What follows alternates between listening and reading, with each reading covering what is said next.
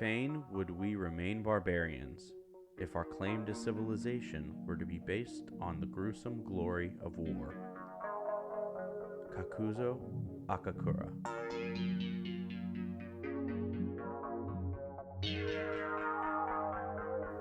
Bending Not Breaking, Season 6, Episode 3, The Earth Queen.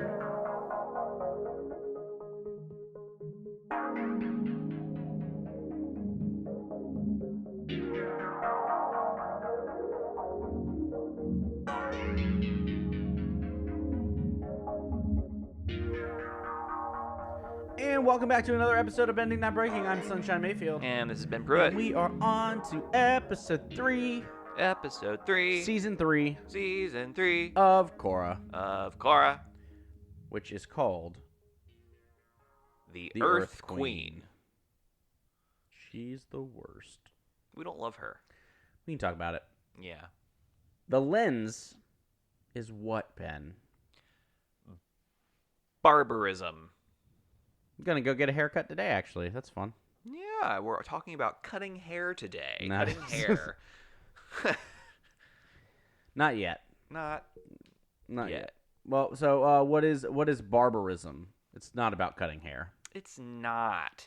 Yeah, so barbarism is interesting, and we haven't really talked about the word. I was wondering, like, do we talk about dehumanization in this? What do we talk about? Because there's a lot going on, and thinking about all the things that we could have talked about, and we ended up landing on this because we haven't talked about what it means and how it has been used To be barbaric in the history of this word. Well, it's interesting, right? Because there's a definition to it that I think that resonates with a lot. Extreme cruelty and brutality, right? Barbaric. Yep. Then it's absence of culture and civilization is the other definition for it. Yep. Which is typically dictated by those in power. Yeah. Or like with the absence of whose culture. Someone views as barbaric is incredibly relative based off of who you are and what happens, right? And I think that's where it becomes dangerous too, is to think about the history of how this word has been used. Yeah. Matters. Yeah. Right? Because if you just go by definition, you're missing the history of how this word has been used. And it originates from the Greek barbaros, and it was originally used to essentially anyone who did not speak Greek and follow classic Greek culture and customs barbarian. was considered barbaric. Right. And barbara is like it was considered babbling, or they you couldn't understand them because they were speaking a different language, so they were babbling. It's this similar root word in Sanskrit, right? And so to like ba is what was considered, barbaric. Right. And then it was adapted by the Romans when they became powerful to kind of anyone who wasn't Roman was considered a barbarian. Mm-hmm. And again, just as you said, it was always used by these people in power, right? And I think what makes it really scary is its use in the United States when, European culture comes and takes over the New World and the, quote, New World, and is calling Native Americans barbarians and savages. Right. Any type of colonialism has led to this, to right? this use of this word. And really it comes from a place of, I'm going to dehumanize. Exactly. So that I don't feel guilt when we do bad things to these people. Precisely. Yep.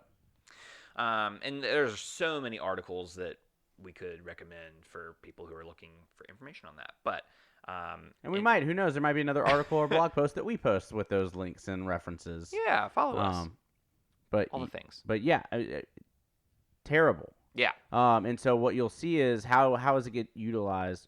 What is barbaric? And we'll talk more about that as we go through the episode. But I'm already thinking of, there are moments that I would say the Earth Queen, we hear use terms like barbaric or barbarians.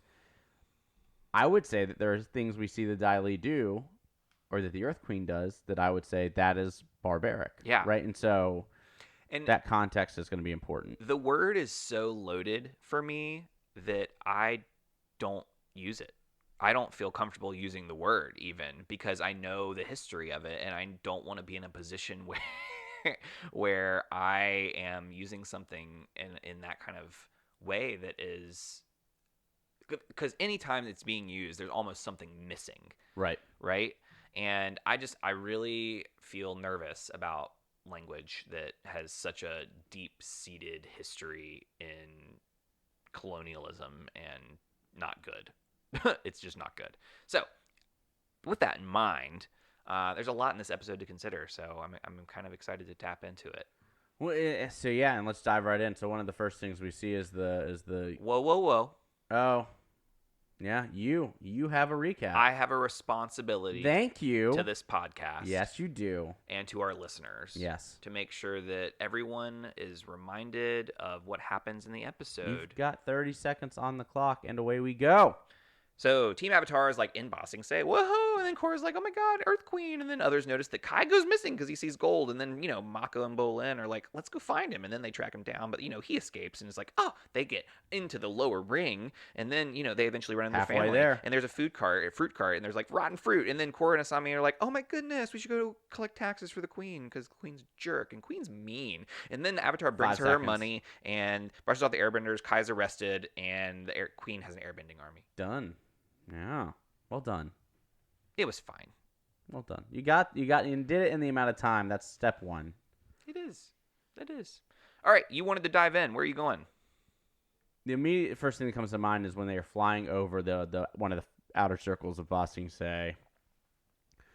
The stink, the stench, the poverty. Music changes immediately. This idea that this is uncivilized, right? This is an uncivilized culture that is here. It's stinky, it's gross, we don't want to be there. And then we see them move to the upper ring. They're like, ooh, how fancy, this is nice. And you could easily hear someone from the upper ring say, oh, the barbarians in the lower ring, they live such a terrible lifestyle. And so it begs to like, what dictates culture? What dictates civilization? And is it people are choosing to live a certain way? Are they forced to live a certain way? Yep. Right? So these are things that we see how they get treated when Bolin and Mako get stuck on the train. They're shoved. They're moved. You're not allowed to be like, how dare you? You need a passport to come up to back to the upper rings. I don't know who you are, right? Like, and that's exactly, isn't it interesting that to go from an upper ring to a lower ring, you don't need a ticket, you don't need a passport, you don't need anything. Right. But to go back to the upper ring, you got to have a passport. You got to have a ticket, right? So the rich get richer because they don't have to spend money to get to places, but correct. The lower ring does. Yep. And I would hazard a chance. And again, I don't like using it, but if I were to use the word barbaric, I would say that's kind of barbaric. Like, it's cruel, right? And so I think that's a lot of times people assume that, oh, they're living that way because they are choosing to live that way, and not because of the systems that are in place that are forcing people to live that way. Exactly. Yeah. And so I don't think you talk about civilization and what is culture and civilization without having to talk about the classism that exists in those moments. Yeah, and in any situation, when there is such a wealth gap as there is here, right, between this upper ring and the lower ring, and it's like by necessity, you notice that the lower ring is also the biggest ring, right? It has the most populace. Then it has the middle ring. It necessarily gets smaller because it's inside of that ring. And then the upper ring, the palace, which is arguably like the queen and her servants. Yeah, is the most decadent. And it's just when you create a gap with barriers like that, with physical barriers, that's a problem. And it's no wonder that there's a cultural difference between those various levels. Correct. Right?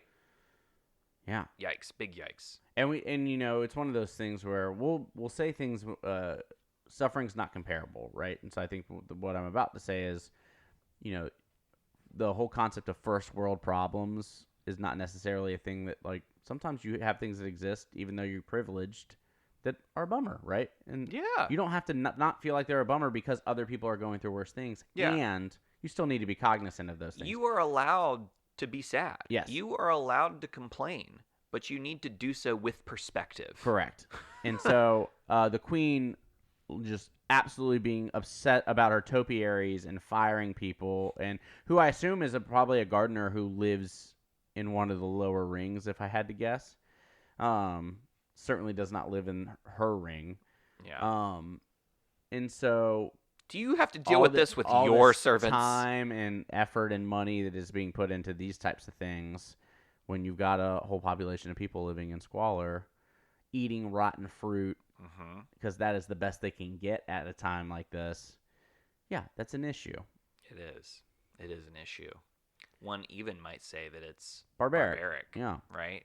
To use the cruel and unusual punishment. Yeah, I don't think you can talk about this without talking about class and class structure. Yeah, and I think that's true, right? We hear the Queen say, barbarians are trying to take my gold. Yes. Right? We hear her use the word barbarians. And are they violent and uncultured, or is that a thing that they've had to do to be able to survive based off of the systems that are in place?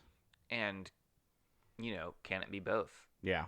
Right? And I think that anytime we hear someone use the phrase barbarian, or use a similar phrase, similar words, any sort of dehumanization, what we need to think about is, okay, who benefits from using this language?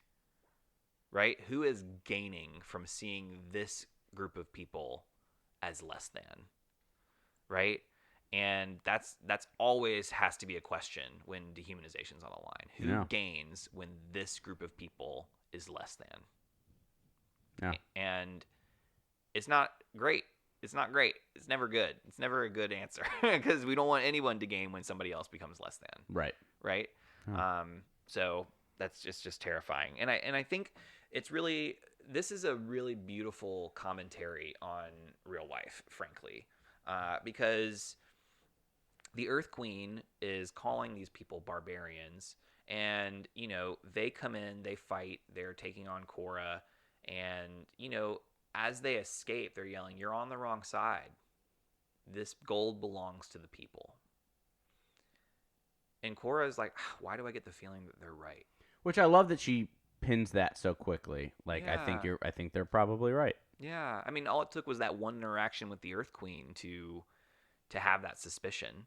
And frankly, perhaps the evidence that surrounds her. Like, when she arrives in this town, looks like a deserted desert town. People are hiding. Yeah. They're going inside.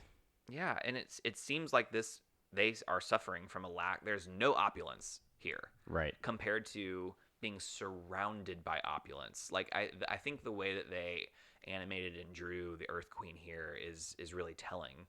Because when we saw the Earth King in Avatar: The Last Airbender, there was opulence, but there was not nearly the focus on self and jewelry and all these things that we see that the Earth Queen wears that are signs of opulence. Like, the things she's wearing on her pinky and her ring fingers are signs of royalty.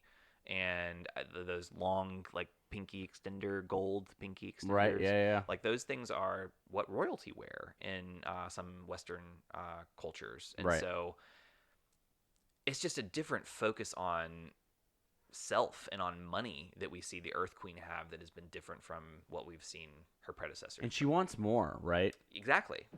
Yeah.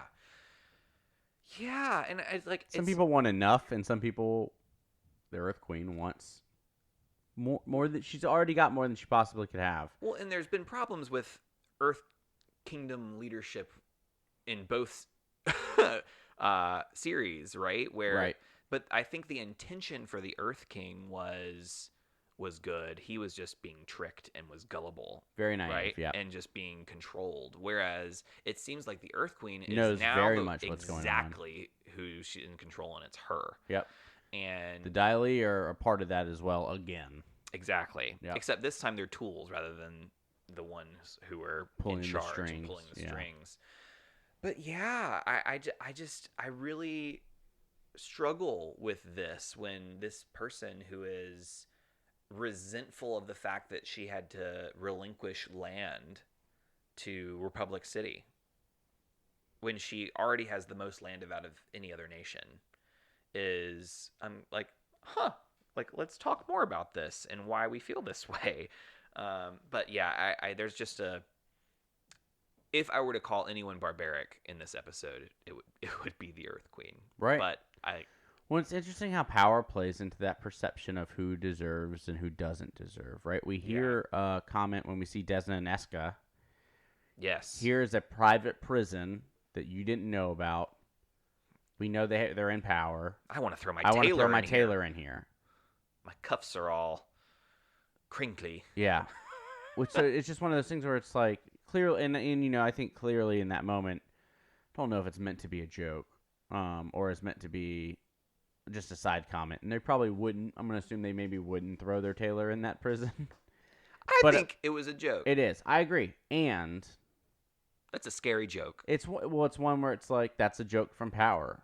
Yeah. That is a place of power and what you are viewing as necessary in your life, or what deems to be have your humanity stripped from you and thrown into prison, is a very low bar for a person in power. Yeah. Is what it feels like in this moment. Not what I want from the people who are Leading, in charge. Yep. Right? Not at all. Yeah. What else? So we talked a little bit about this last episode, but we talked about the intentionality of these prisons, Mm-hmm. but I want to talk about whether they're barbaric or not. Sure. So Plea, for 13 years, Yep. has been in a place that has been so cold that she can't firebend. Yeah. Let's talk about what it means to be too cold to firebend. Zuko in season 1 was swimming in ice water And in the was North able Pole to create fire. and was able to create fire and firebend. Oh my goodness. Like, for 13 years has been this cold. You gotta tell me. You can't tell me that's not barbaric. Right? Like, Right. Isn't it? Like, yeah. I just... At what point is that cruel and unusual punishment? And, I don't know. It's... And I guess we don't know. There's certain things that we don't know about this world, right? Because we see a lot of people get hit by things and get back up. We see a lot of people that's fair. get smacked with boulders and have Survive. and so, so what is of a bender who is incredibly powerful? Is she able to keep herself warm? But that means all her energy is to that and can't go to anything else, right? So, but yeah, I would say most prisons that we are familiar with outside of the Avatar verse are indeed very barbaric, right? Yes. And so, can we make that same assumption about prisons in? Yeah. When we see another prison that I would argue is barbaric in this show, keeping a bunch of people laying on the floor, sitting on a floor in a stone room. Yep. Kai gets tossed that have been right there in. for weeks. We know that weeks have gone by Yeah. where people have been captured. Barbaric. Yeah. Yeah. Welcome to the Earth Kingdom Airbender Army. First airbending regiment.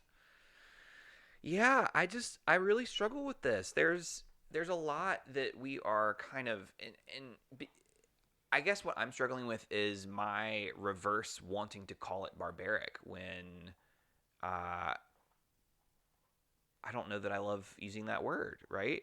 We know that it's dehumanizing to throw people into a cage. To call someone barbaric, right? And I think what it is it's use of in treating people as tool rather than as people. Human. Yeah. As and I think that's what capitalism does, turns you into a machine, right? I think that's what a lot of our systems do, is it changes people into tools and things that do rather than live.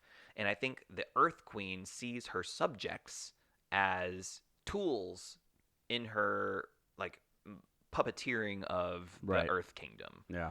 And it's just like, that is super not okay. And I want to call it barbaric, right? Because it's cruel. And at the same time, just because of the nature of the word, I'm like, how do I shift my language to say that this is not okay? This is cruel. It's cruel. Right. It's dehumanizing. It's all of these things without having the history of barbaric, then all of its historical context that comes with it. Yeah. I think that is, when we talk about intention from last episode, the intentionality behind the language that we use is incredibly important. Mm-hmm. And so when you say something, what are you truly saying behind those words? So words that come with a slew of context and contextual history around them, you have to use those words wisely. It's one of the things that's most common, and I feel like I still hear arguments around it, is the B word, right? Yeah.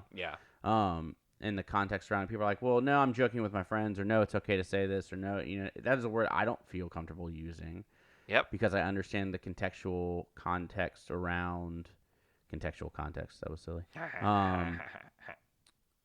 But understanding that, the history of 97% of domestic abuse survivors claim that was a word that was being yelled at them while being abused consistently. And I'm pretty sure there was a statistic that was, this is the last word I heard before I was knocked out. Right. And so when you place it, these are words that are used so heavily in that type of abuse. It doesn't feel. I don't want to use it. I don't want to be jokingly. affiliated. I don't with feel like it's my place to use the word that does that. Right. Yeah. Or any other racial slur that you Correct. hear regularly. And so when we say words, and when you hear people like politicians use words like thug, barbarian, gang, it is a loaded term. Yep. To get after what they're really trying to say is poor people. Yeah. Who live in poor neighborhoods. Yep. Who, that place is being looted by thugs, right? It is very intentional to dehumanize, to put distance between. And it's a loaded term. And so be hesitant when you hear those things. But yeah, it does make me, when we use the language we use, we need to be very intentional. And it's also why I very much lean. You get a lot of online trolls, people, when we make comments or post about things, we're like, we're not going to use this word. I can use that word. This doesn't matter. No, words do matter. Sticks and stones is that's not really relevant. Words break, hurt, and cause harm. There's a lot of data nowadays that talks about how words the language hurt. We use is very important. Language matters. Yeah. This is no longer So anytime you see someone use language like barbarian, thug, anything else, like that should be a flag that pops up in your head and says, are they using this to dehumanize and distance people? And the answer is overwhelmingly amount of time going to be yes, that's exactly what's happening. Yeah. So, and we see the queen do it. Those barbarians are stealing my money. Yeah. When, again, I think that Korra realizes this and even calls her out at the end, saying, you've been extorting your own people. And, again, Korra is a quick learner, but I wish it would have been faster. Yeah. And I think one of the things that I struggle with is Korra's willingness to play the game if it was going to benefit her. Right? Right. Korra goes into this saying, I'm gonna listen to the Earth Queen. I'm gonna play her game because in the end it will benefit me. Right? And that's dangerous, right? Because when people go into that saying, okay, let's play status quo and let's give her what she wants and let's keep the status quo as long as I can get what I need. When we see politicians do that, I can't produce the change I want to see unless I'm in office, and I won't be in office unless I take money from the NRA. So I'm going to take money from the NRA. Yep. Right? We see those things happen. And sometimes it might just be people want to take money from the NRA. Right? So, but if you have to live outside of your value system in order to keep power, or could you have the ability to just change as many things as possible for the better in the moment and hope that keeps you, but politicians are one of those weird positions where it's like the best ones are ones who necessarily don't want to be a politician. Yeah, right. Versus those who are like, I want to do this as a career. And you're like, So, but maybe that's an assumption from me. I mean, in an ideal world, I would love somebody who wanted to be a politician for the right reasons, and I want to be in this position forever so that I can always make sure that the people's thoughts and minds. If that means I'm not here, then so be it. Right? But that's not how it goes. Right. So, yeah. Other moments of barbarism that you might want to lift up or talk about? I mean, I feel like these were more depth rather than breadth in terms of what's going on in this episode. I mean, there's a lot of things we didn't talk about that don't necessarily fit into the concept. I mean, we spend a lot of time in the lower ring with Mako and Bolin's family, and Which is what a lovely moment, right? yeah, yeah. And I don't know that I see lack of barbarism. Perhaps maybe I see that. And like there's a unity in this family quite frankly a large extended family that is all present here, and it's interesting considering when you think about Mako and Bolin and Republic City, where the system that they were in,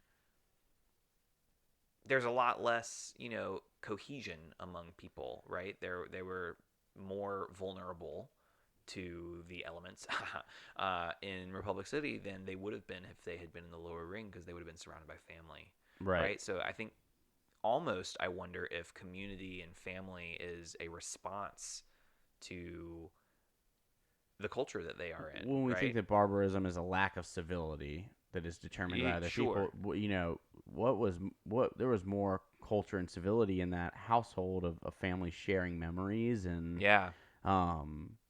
Being together and talking about life, and what a beautiful moment. And I think that's what happens when a group of people when someone's dehumanized to the extent, oh, everyone down there is living in squalor, they're barbarians down there. It takes away the humanity that is very present.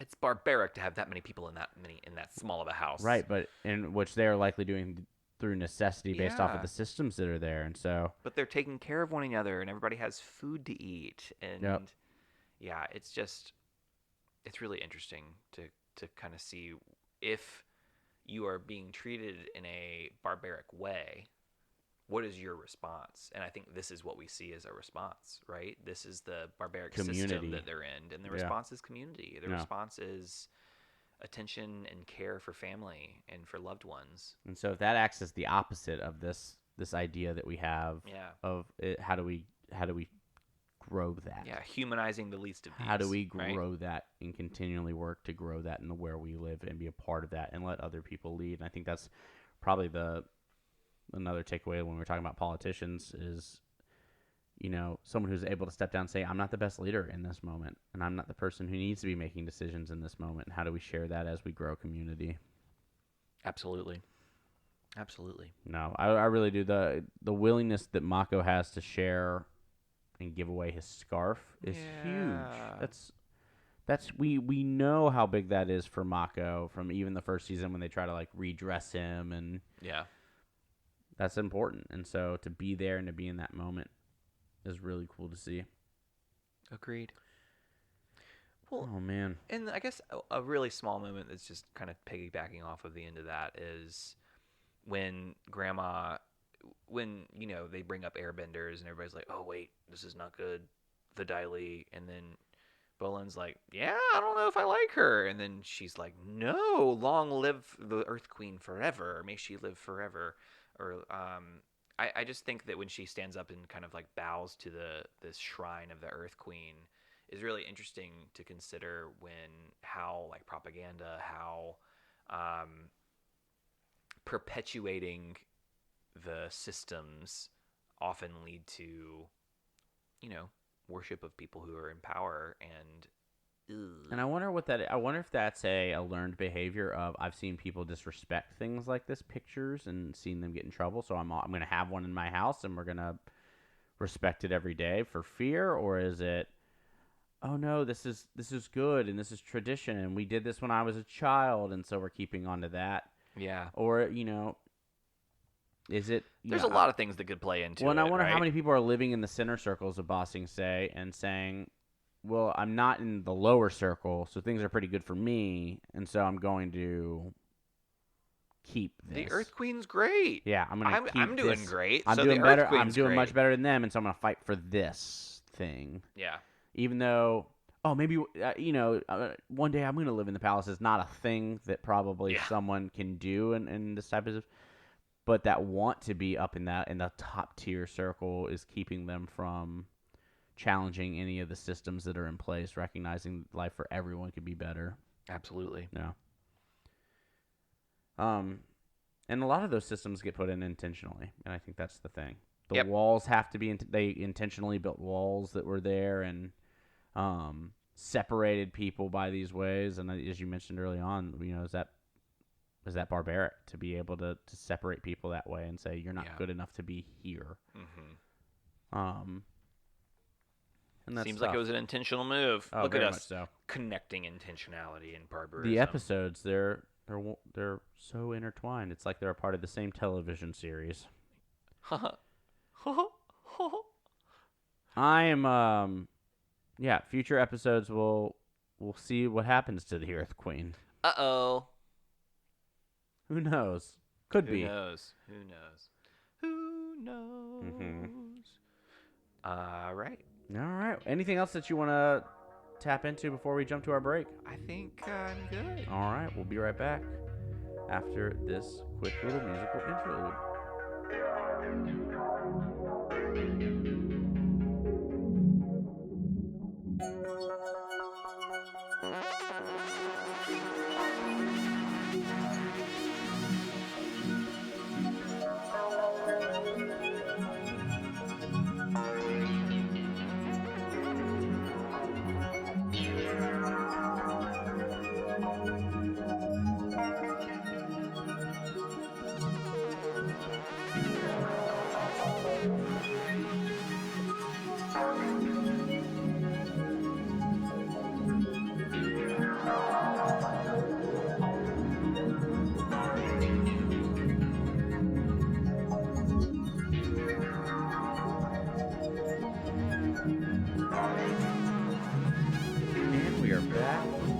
Dun, dun, dun, dun, dun, dun. And we are jumping straight into tweez and laws, our pushes and pulls.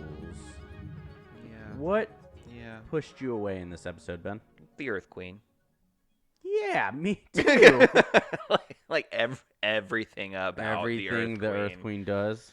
Yeah. I mean, she just bold-faced lies to Korra Yeah. to get what she wants. No airbenders here. And there's no airbenders in Ba Sing Se, which I think was very intentionally written as there's no war in Ba Sing Se, right? Sure, but it's just the audacity of this woman is just really trash. It's trash. I think for me it's just I hate it. She's a push for me, and I think it's because of a reminder of leadership who is in it for themselves or in it to stay in power or for what it does for them as opposed to what it does for others. And I think that's too real. And so that is a moment for me where it's just like, that is frustrating how accurate that is. And I think what we don't quite see how much of a wealth gap there is in The Last Airbender, but they make it evident in this series. And I'm not sure if that's partially because of the Earth Queen, and the Earth Queen is I wonder if there's greed there that it's and again, we are clearly biased against the Earth Queen in the way that the story is being told. But I wonder if that is a statement what's the point of having an airbender army? Because right now, who are you defending yourself against? Right now, the world peace somewhat exists. The nations are not least, fighting against each other, right? So, and working harmoniously, and so for now, So what is that like? Why? Yeah. Why do you need this? Why do you want this? Are you planning on using them to take back Republic City? Tax collecting, right? Yeah. It's just it just seems there's no, in my mind, because I have not thought about it. I'm sure there's a generous reason that I could come up with. It's hard. So anyway, this just pushes me away. Do you think they have a Lake Lao guy to brainwash airbenders into maybe? I mean, maybe fighting for them? Yeah, I wouldn't put it past her. What's your push or what is pulling you in? Sorry. we didn't even talk about this very much, but I loved this fight with Asami and Korra. The animation, the choreography, the whole Yeah, thing, like it was just one, we see how boss Asami is. yeah. Like Asami Asami can fight. is a better non-bending fighter than Sokka was. It feels that way right now. Yeah. Yeah, like like based off what we see here, I am like she could absolutely wreck Sokka. That's all I'm saying. Now, granted, she's got some mech that allows her to also Take off the glove. Yeah. She'll win. She'll give Sokka a smackdown. This is my headcanon. Like, maybe, but no, that fight is fantastic to watch. It's such a lot really of fun. It's a very Mad Max, right? Very like yeah. It's just a really cool fight. It's just a cool scene, and so I agree. I enjoyed that a lot. Yeah, I mean, and we also end with like Korra seeing a little bit of. We see Korra having like a dawning like oh moment, like oh. So that whole scene was good. Good sequence. Devotion. Yeah, is that the same one for you? Yes, yeah. That's for me. It was the same deal. It's fun to watch them fight, and it's fun to see that happen. But I also love the Bolin Mako family moment. I think that's a cool moment as well. And seeing the picture of his parents. Mm-hmm. And, yeah. And I like seeing how like Kai has got skills. Yeah. And so seeing Kai use those skills for not the purpose that he is currently using them, it's going to be interesting to see and something that I think I'm going to enjoy. Yeah. Kai's cool. I do like Kai as a character. Mm-hmm. So, devotion. Devotion. Through the element of water. Water. The lens of barbarism. Water sucks. It really, really sucks. Yeah, I'm going to go first. Gatorade. I'm going to go first. And mine might be a little on the nose, but we've talked a lot about dehumanizing language, and I think for me it's just a reminder that like really need to be hyper-focused on filtering that out of my vocabulary and calling it out when I hear it other places as well. And so that's what it is. I'm thinking of filtering water, but I'm thinking of it more through filtering language. And so how are we catching those things and uplifting that this is not something we should be drinking? This is not something we should be putting into our bodies. What does that filter look like? I'm like, how? It's so tough because it's tough to keep other people in check. But anytime that I think for me that I hear a name for an individual that is not either their name or what they prefer to be called, but as a moniker of some sort, just letting that be a flag. Again, not necessarily a red flag or green flag, but like that's a flag. But the filter catches it and decides whether or not we let it go through. Yeah. And so I think for me, it's especially if I hear things like, "Oh, we don't want to go to that side of the town. There's a lot of thugs over there," right? Like, hey, what do you mean by that? Tell us more. Tell me more what you mean by that. And so what are the titles that people are using and calling those out when I hear them, and then being very intentional for me not to say them, or if I catch myself saying things like that, like those idiots, right? Yep. What did I mean by that? And that's the thing with dehumanizing language is some of it is so pervasive that it's the norm. It is. And us saying idiots, morons, things like that, which are what some would consider very low key things and have nothing wrong with them, I still want those to trigger as is that what I mean to say? Is that what I want to say in this moment? Is that helpful in this moment? Who is this benefiting when I use this language? Yeah. Because it's not them. I don't know if it's really me in those situations. So do I really want to call people idiots, morons, whatever it might be, if that's really not hard. serving a purpose? It's hard. It's a hard filter to have. That is a very hard filter to have. Yeah. So I think that's mine for the upcoming week. What about you? Yeah. When I was thinking about this, my head went like barbarism and water went to like waterboarding and like torture. Naturally, yeah. And that's where like my head went. And I was thinking about how like water can be used for something that is truly beautiful and life-giving, and it can be used for things that are life-taking. Right. And thinking about the way that we use things, and again, kind of going back to last week's lens of intentionality, right? How do I be intentional about the tools that I have to make sure that they're life-giving rather than life-taking? Yeah. And I immediately went to thoughts of like my phone and thinking about how is this meant to be used? Mm-hmm.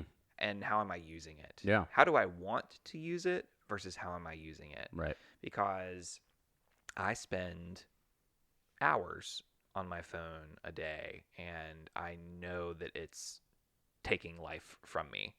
And I say that not in a like, vampiric way, but rather in a way of thinking about it just from a time perspective. Like, time is all we have, right? And Yeah. when we give it to this phone, is that really how I want to be spending my one wild and precious life on Right. looking at this tiny phone screen? And the answer is no, and I do anyway. And so thinking about how do I be very intentional about making sure that the habits that I have aren't Yeah. cruel to myself, Mm-hmm. right? And I'm not dehumanizing myself. And so I'm going to be more intentional about my phone this week. That's where I landed. Love that. Yeah. All right. Yikes. And then finally, we're up to gratitude. The best attitude.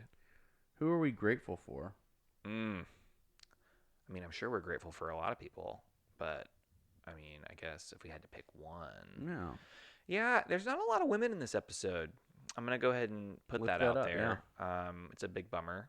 I love to see more. And frankly, the women who we do see, one is the Earth Queen, who is certainly in a Gets position. 0 of my Yeah, gratitude. in a position of leadership, which is great to have women in leadership, but this is the woman that we see as a woman in leadership, and it's not ideal. So thank you. No, thank you. So I guess I'm really grateful for Korra, honestly. I think that what I'm grateful for is her response and her quick learning and throughout the course of this episode. She sees the Earth Queen interact with her servants or employees, however we want to call them, and it's not ideal. Korra sees that as like, fine, I'll go get your money. Just because I want your cooperation. Sees and listens to these people rather than taking the Earth Queen at her word and believing that they're thugs and barbarians. Instead, she's like, man, they're probably right. And it's actually able to listen to them, and then goes back and changes her mind about the Earth Queen, especially when the Earth Queen lies to her face. And so I'm grateful for Korra. I mean, I'm always grateful for Korra, frankly, but that's why I'm grateful this episode. How about you? I think I'm going to go with Tonrock and Lord Zuko. Ooh. I think they are being proactive. I think they are doing something that maybe they were not initially called to do, but they see a need and they're going to do that. And I appreciate that their willingness to do that, or willingness to support in this way. And so it'll be interesting to see how it all turns out, but I think I'm appreciative of them. So don't get to spend much time with them, but I love it. It'd be really interesting to see like a novel about Lord Zuko in the 50 years that we're. I think Avatar Studios is planning a movie about Zuko. That's in the rumor mill. Interesting. Is a Zuko movie. Well, because we haven't heard much after the initial announcements around like, oh, Avatar Studios is going to put out a movie. Yeah.